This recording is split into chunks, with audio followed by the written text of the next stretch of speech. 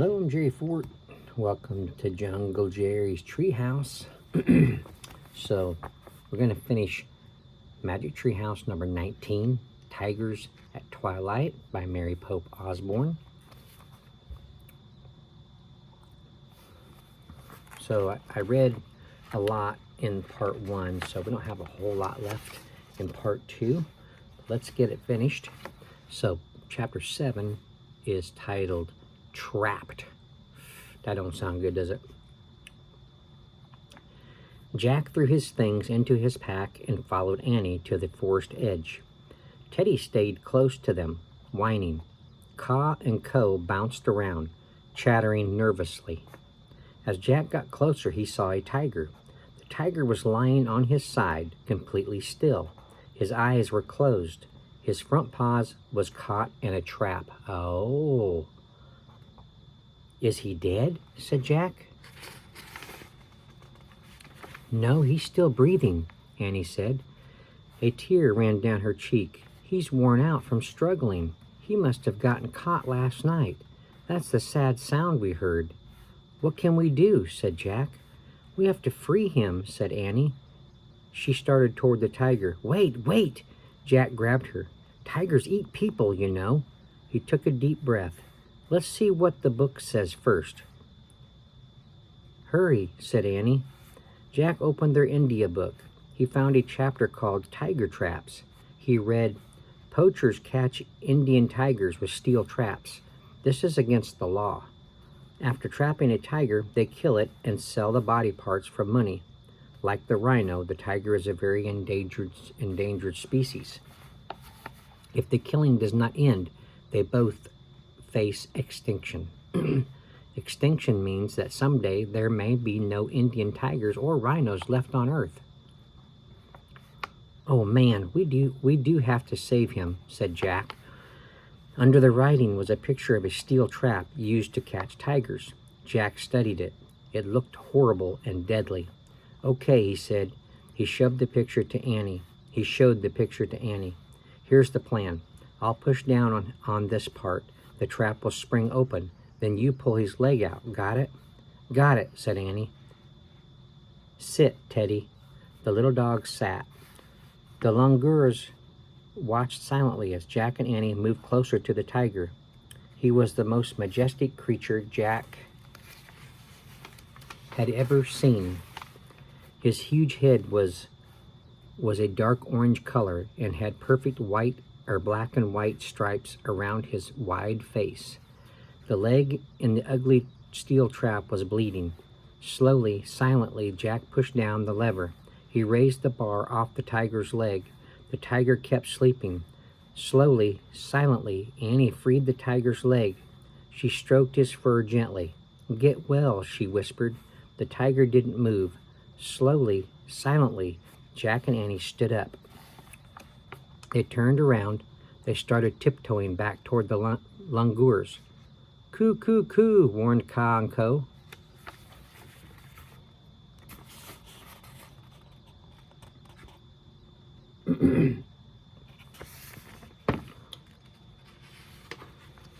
Jack and Annie turned back. The tiger was on his feet. He stared right at them. His eyes seemed to glow. Jack looked about wildly. How could they escape? The tiger snarled at Jack and Annie. Then, slowly, silently, he started toward them. Chapter 9, Wonder Dog. Chapter 8, Wonder Dog. The huge tiger limped closer and closer to Jack and Annie. Jack clapped his hands. We come in peace, he shouted, but the tiger didn't turn away. His eyes blazed. His lip curled. Arf, arf! Teddy barked furiously at Annie. Teddy says, run and hide, said Annie. She grabbed Jack's hand and pulled him over to the bank. Wait, what about Teddy? He cried. Don't worry, Annie said. She pulled Jack down behind the black rock. What about Teddy? Jack asked again. He's okay, he told me, said Annie. Jack heard Teddy's barks turn to fierce growls. Arf, arf, grrr, grrr. The growls grew louder and louder. "That doesn't sound like Teddy," said Jack.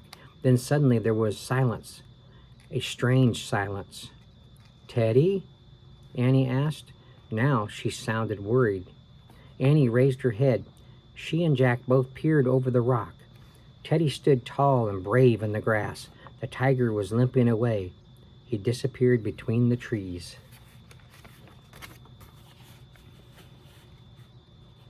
Teddy ran him off, didn't he?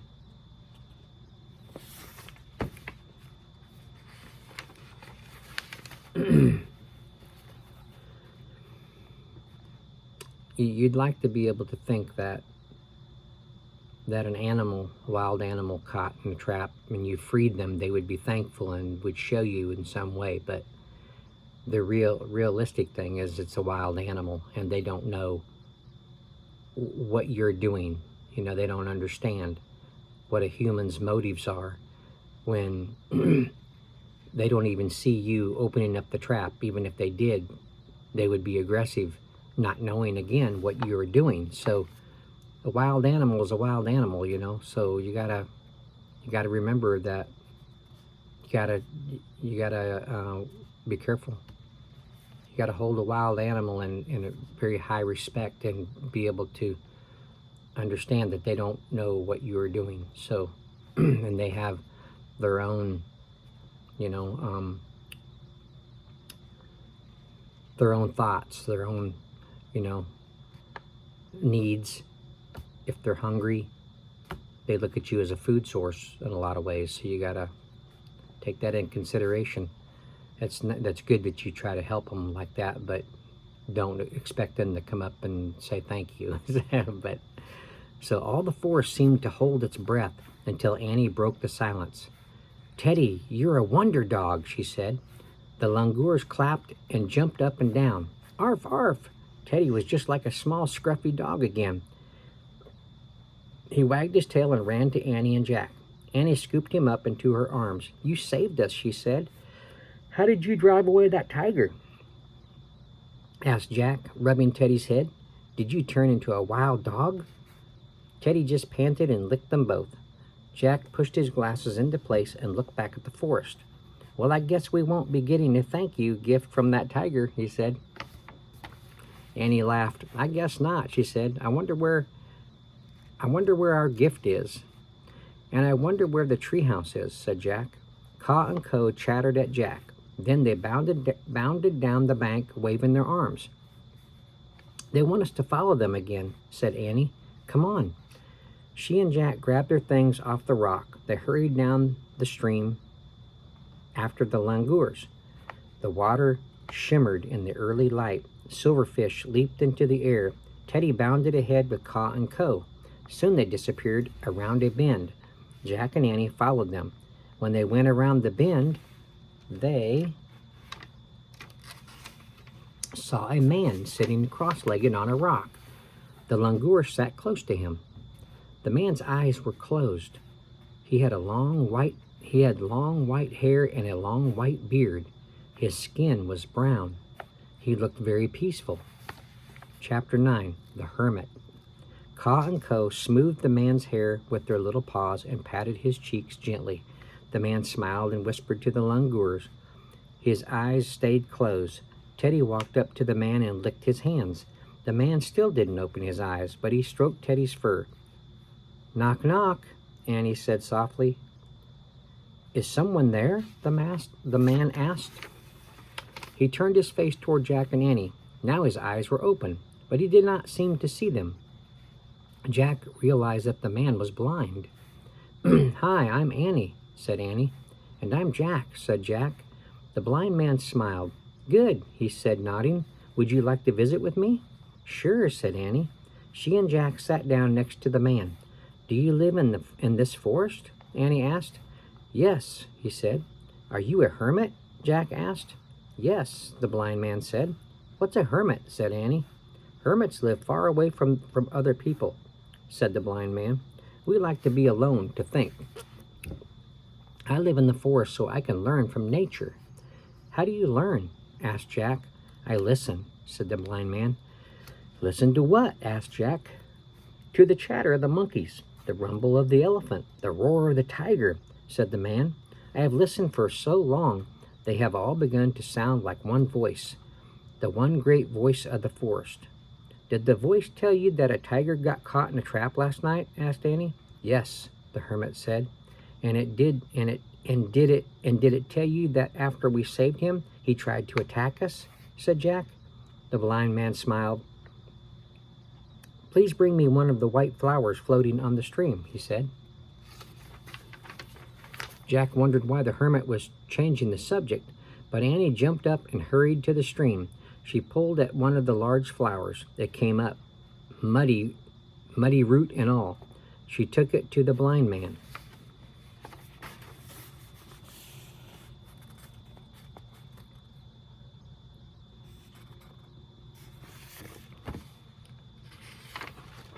Thank you, he said. The man touched the flower's large white petals and its dirty root. This perfect lotus blossom grows from dark, thick mud, he said. Its beauty cannot live without its ugliness. Do you understand? Yes, said Jack and Annie. When you saved the tiger, you saved all of him, said the blind man. You saved his graceful beauty and his fierce, savage nature. You could not have one without the other. Oh, right, said Jack. Take this lotus as a thank you gift from all of the forest for saving our fierce friend, said the blind man. Our world would not be complete without him. Annie took the gift from the hermit, a gift from a forest far away, she said. Arf, arf! Teddy wagged his tail. The langurs clapped. We can go home now, said Jack, if we can just find the way. Do not worry, said the blind man. Your house is in the trees. Your house in the trees is close by. The elephants walked in a large circle. So you are back at the place where you started. Really? Said Jack. The blind man pointed to the sky. There was the magic treehouse high in a nearby tree. Oh, great, breathed Jack. I told you not to worry, said Annie. She and Jack pulled on their socks and shoes and stood up. Before they left, Annie touched the hand of the blind man. Thanks for everything, she said. The blind man held her hand for a moment. Then he took Jack's hand. Jack felt a wave of calm wash over him. Thank you, he said to the blind man. Ka and Ko chattered and held out their long arms. Jack and Annie hugged the two langurs.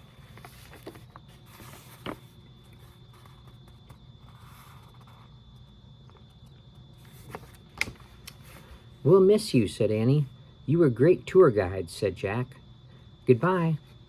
Then he and Annie took off for the magic treehouse with Teddy scampering after them. At the rope ladder, Jack put Teddy into his pack and climbed up. Annie carried the lotus blossom as she followed them. Inside the treehouse, Jack picked up the Pennsylvania book, but before he made a wish, he looked out the window with Annie. In the distance, they saw Saba and the other elephants bathing in the stream. They saw Ka and Ko swinging on vines. They saw the tiger sunbathing in the grass, licking his sore leg. They saw tiny deer grazing. They saw bright birds in the trees. They saw the blind man sitting in front of his cave. He was smiling. Jack opened the book. He pointed to a picture of the Frog Creek woods. I wish we could go home, he said. The treehouse started to spin. The wind started to blow. It blew harder and harder. Then everything was still. Absolutely still. Chapter 10. Who are you really? Jack opened his eyes. Late afternoon sunlight shined into the treehouse. Our third gift, said Annie. She put the lotus blossom beside the pocket watch from the Titanic and the eagle's feather from the Lakota Indians. One more gift, she said. One more gift, she said to Teddy, and you'll be free from your spell. The little dog licked her hand. Hey, tell me this, said Jack. How did you know Teddy wanted us to hide behind that rock? Annie shrugged. I just knew, she said. I think I saw it in his eyes. You did? Jack looked into Teddy's eyes. The little dog tilted his head and stared back at Jack. Teddy's eyes twinkled as if they held many secrets. Who are you, really? Whispered Jack. Teddy just smiled a doggy smile and wagged his tail. Come for us again soon, Annie said. Okay? Teddy sneezed as if to say, of course. Jack grabbed his pack. Then he and Annie climbed down the rope ladder. When they stood on the ground, they looked up. A little black nose was poking out of the treehouse window. Bye, they called. Arf, arf. Jack and Annie took off between the trees. Birds sang in the twilight. Squirrels scampered playfully through the leaves. The Frog Creek woods were very tame after the forest in India. Soon they came to their street. As they walked to their house, the last bit of daylight was slipping away. Before they went inside, Jack and Annie sat on their steps. I have 2 questions, said Jack. If the hermit couldn't see, how did he know about the treehouse? And how did he know that we had traveled all night with the elephants? Easy, said Annie. The one great voice of the forest told him. Said Jack. He closed his eyes for a moment and listened. He heard a car going down the street. He heard a woodpecker pecking. He heard crickets chirping. He heard a screen door opening. He heard a mom saying, "Time for dinner, kids." All the sounds were like one great voice, the one great voice of home.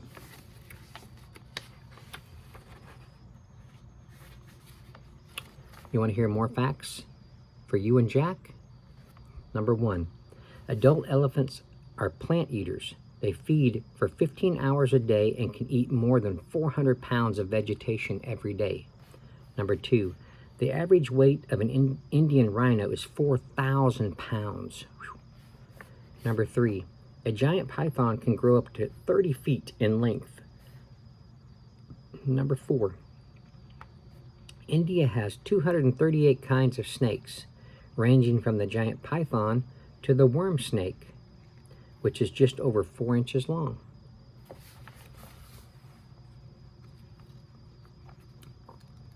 The sacred langur. Hinduism is the main religion of the people of India. It is a religion with many gods and goddesses. One of its important gods is Hanuman, who saved a Hindu goddess named Sita.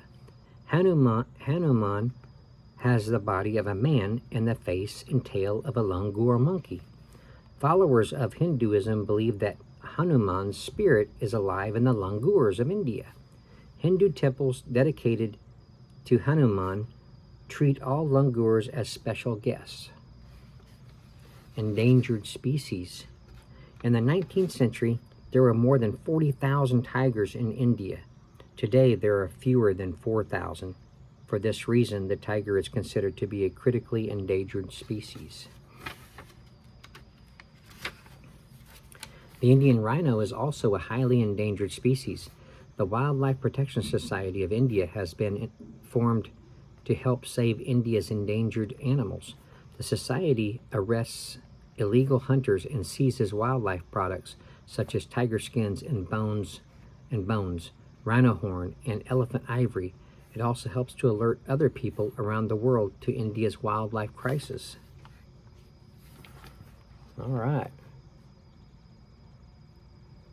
It looks like the next one is dingoes at dinner time. Dingoes at dinner time. Let's see.